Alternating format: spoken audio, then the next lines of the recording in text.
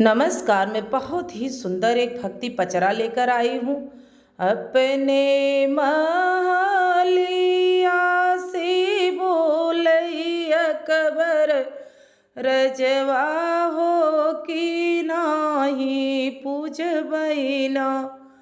हम तो पथरा कई भवनिया हो कि नाही पूजबैना।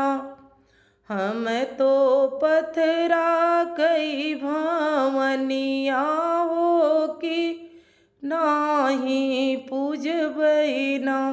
अपने महलिया से बोलई अकबर रजवा हो कि नाही पूजबैना। हम तो पथरा कई भवनिया हो कि नाही पूजबैना। अपने मंदिर वासी बोलई काली मैया हो कि तोड़ी देबैना। अकबर गर्भ घूमनवा हो कि तोड़ी देबैना। अकबर गर्भ घूमनवा हो कि तोड़ी देबैना। अपने महलिया से बोलई अकबर रजवा हो कि नाही पूजबैना। हम तो पथरा कई भवनिया हो कि नाही पूजबैना। अपने मंदिर वासी बोलई शीतला मैया हो कि तोड़ी देबैना। अकबर गर्भ घूमनवा हो कि तोड़ी देबैना। अकबर गर्भ घूमनवा हो कि तोड़ी देबैना। अपने महलिया से बोलई अकबर रजवा हो कि नाही पूजबैना।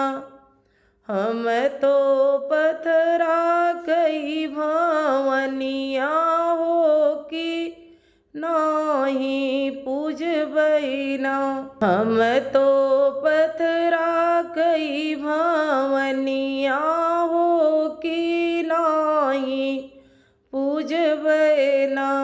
अपने मंदिर वासी बोलई दुर्गा मैया हो कि तोड़ी देबैना।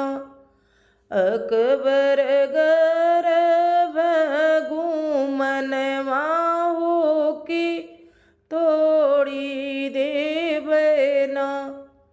अकबर गर्भ घूमनवा हो कि तोड़ी देबैना। अपने महलिया से बोलई अकबर रजवा हो कि नाही पूजबैना। हम तो पथरा कई भवनिया हो कि नाही पूजबैना। हम तो पथरा कई भवनिया हो कि नाही पूजबैना। अपने मंदिर वासी बोले शारदा मैया हो कि तोड़ी देबैना। अकबर गर्भ घूमनवा हो कि तोड़ी देबैना। अकबर गरब गुमनवा हो की तोड़ी दे मैना। हथिया तमारे उन करी वही हाथी सरिया हो की घोड़वा उन करना। झूलैल मांगन कई डरिया हो की घोड़वा उन करना। झूलैल मांगन कई डरिया हो की घोड़वा उन करना। पुतवात जूझे उन करी रंगी महलिया हो पतोहिया उन करीना। रोई राम रसोइया हो पतोहिया उन करीना। रोई राम रसोइया हो पतोहिया उन करीना।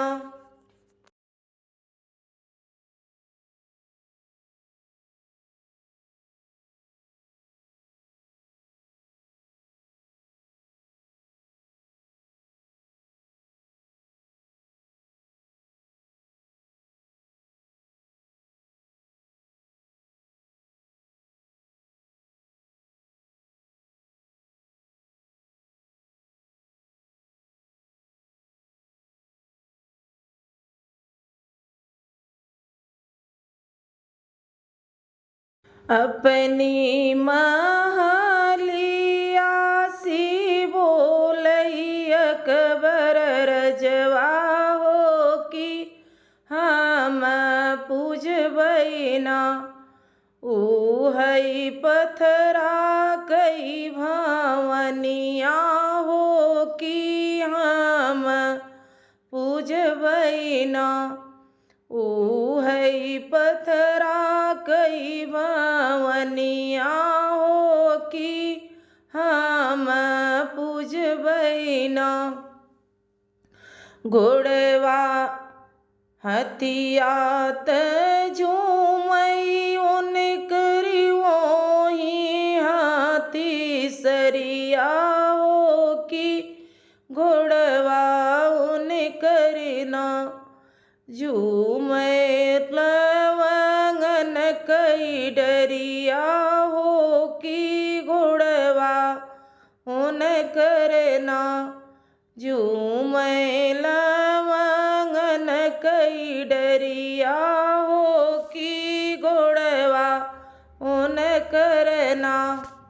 पुतवात बेसई उन कर रंगी महलिया हो पतोहिया उन करीना। बेहसई राम रसोइया हो पतोहिया उन करीना। बेहसई राम रसोइया हो पतोहिया उन करीना। अपने महलिया सी बोलई अकबर रजवा हो की हम पूजबई ना। कि हम पूजबई ना। ऊहई पथरा कई भावनिया हो की हम पूजबई ना। ऊहई पथरा कई भावनिया हो की हम पूजबई ना। अच्छा लगे तो लाइक करें, शेयर करें, कमेंट बॉक्स में हमें जरूर लिखें हमारा वीडियो आपको कैसा लगा। मिलते हैं अगले वीडियो में, तब तक के लिए धन्यवाद। अपना सपोर्ट जरूर दीजिएगा। मिलते हैं अगले वीडियो में।